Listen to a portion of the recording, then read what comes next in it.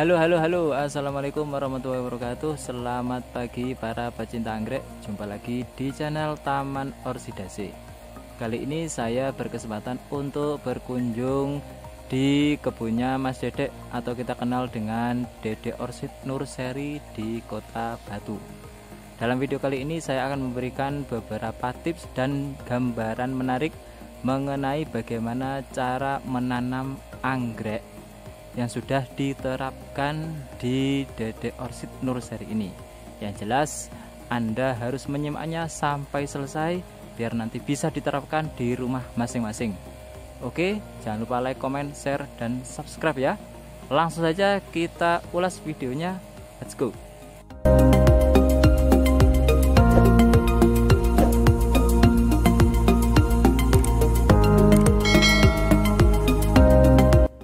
Nah kawan, di depan saya ini sudah ada Dendrobium usia remaja yang telah ditanam dengan media arang yang ditaruh di pot gerabah. Ini ada tata caranya sendiri dalam menanam di media anggrek tersebut. Perlu diketahui bahwa ciri-ciri dari dua plant anggrek yang remaja ini mempunyai karakter batang yang berbeda. Yang satu ini tidak terlalu rimbun dan yang ini sangat rimbun sekali. Nah, bedanya kalau kita menanam anggrek dengan media arang, kita tidak selalu menaruh plantnya di tengah seperti ini. Akan tetapi kita melihat kondisi plant dari anggrek tersebut. Kalau ada batang yang sekiranya tumbuh ke area samping seperti ini, maka cara menanamnya itu agak dipojokkan atau dimepetkan di pot yang kita gunakan sebagai media dari anggrek tersebut. Biar apa? Biar pertumbuhan dari batang yang ini tidak terhalang, atau nanti kalau sudah tumbuh dewasa dan tinggi tidak memakan ruang yang lain. Jadi masih cukup dengan pot yang ukuran seperti ini. Kalau kita taruh di tengah, nanti batang yang sebelah sini akan memakan ruang tumbuh di sini. Jadi dalam pengiriman anggrek juga akan membutuhkan kardus yang lebih besar lagi atau mempersulit cara packingnya. Jadi kalau ada tunas atau batang baru yang sekiranya tumbuh, kita harus mepetkan di samping biar pertumbuhan tunas ini tidak ada hambatan, jadi lancar. Ini untuk plan yang pertama. Nah, kalau plan yang kedua ini kita lihat plannya lurus, tidak ada yang tumbuh ke samping, ke kanan atau ke kiri. Jadi kita bisa menaruh plannya di tengah media arang, tidak di sebelah samping kanan atau kiri, depan atau belakang, karena batangnya sudah kelihatan ini akan tumbuh lurus, jadi tidak memakan ruang dan tidak menghambat pertumbuhan tunas barunya. Nanti kalau ada tunas lagi yang muncul di sini di samping yang lebih nyamping lagi atau tidak tinggi lurus, kita bisa memakai pot yang lebih besar, kita taruh di samping seperti pohon yang satunya tadi. Nah, jadi tahu ya, karakter dari plant masing-masing juga beda dalam menaruh di media dan pot yang akan kita gunakan sebagai tempat dari anggrek tersebut. Jadi kalau sudah seperti ini, maka insya Allah pertumbuhan anggrek, akar dan batang akan sehat dan lancar. Nah, inilah contoh dari plant Dendrobium melintir. Ini namanya Dendrobium Michiko, yang plantnya tegak lurus ke atas, batangnya juga lurus ke atas, tidak ada yang memakan ruang dari media yang ditempati. Semua batang dari anggrek ini lurus. Nah, lihat dari perpindahan pada waktu remaja dulu, anggrek ini sudah ditaruh di tengah media arangnya.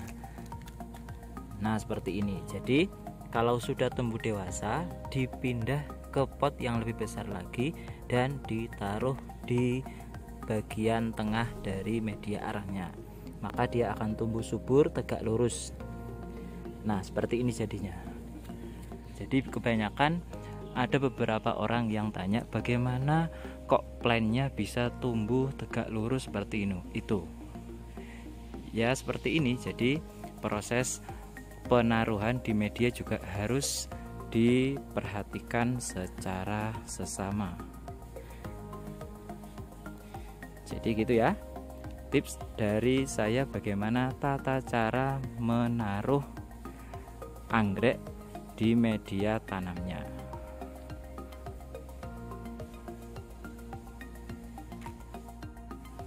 Nah, selain memperhatikan tata cara penanaman, peletakan anggrek yang ada di media yang sudah kita siapkan tadi, kita juga harus memperhatikan greenhouse, karena penempatan agroklimat dari perawatan anggrek itu sendiri 60-75% dari cahaya, selebihnya udara dan air.